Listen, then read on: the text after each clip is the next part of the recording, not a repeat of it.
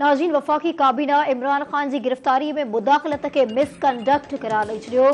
काबीना सदर डॉक्टर आरिफ अलवी जी वज़ीर आज़म खे ख़त ऐं अवां खे ॾिसी ख़ुशी थी वारे जुमिले जी मज़म्मत कई वई आहे।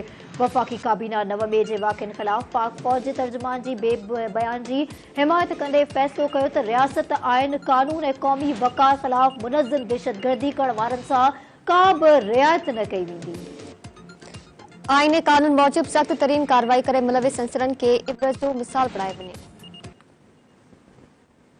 वज़ीर आज़म शहबाज शरीफ़ जी सदारत हेठि वफ़ाक़ी काबीना जो इजलास वज़ीर आज़म हाउस में थियो।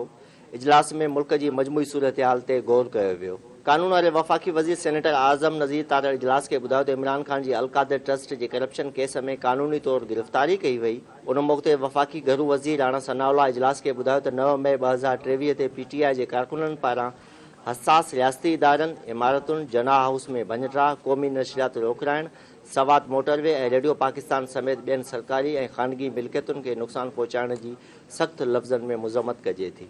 हिन चयो त तहरीक इंसाफ़ जे अहिड़े एहतजाज खे आइनी ऐं जमहूरी नथो चई सघिजे। वफ़ाक़ी काबीना जे इजलास 9 मई जे वाक़िअनि जे ख़िलाफ़ पाक फ़ौज जे तर्जुमान जे बयान जी हिमायत कंदे फ़ैसिलो कयो त रियासत आइन कानून ऐं क़ौमी वक़ार ख़िलाफ़ मुनज़्ज़म दहशतगर्दी करण वारनि सां का बि रिआयत न कई वेंदी। आइन ऐं कानून मूजिब सख़्त तरीन कार्रवाई करे मुलविस अंसरनि खे इबरत जो मिसाल बणायो वेंदो।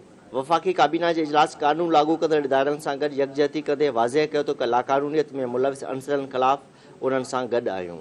वफ़ाक़ी काबीना तव्हां खे ॾिसी ख़ुशी थी समेत ॿियनि जुमिलनि जी शदीद मुज़म्मत कई ऐं उनखे मिसकंडक्ट करार ॾींदे शदीद रद्दअमल जो इज़हार कयो। वफ़ाक़ी काबीना जे इजलास सदर आरिफ अलवी जे वज़ीर आज़म शहबाज शरीफ़ खे ख़त जी मुज़म्मत कंदे चयो त इहो ख़त सबूत आहे त सदर आरिफ अलवी रियासत जो सरबराह खां वधीक पार्टी जो वर्कर नज़र अची रहियो आहे।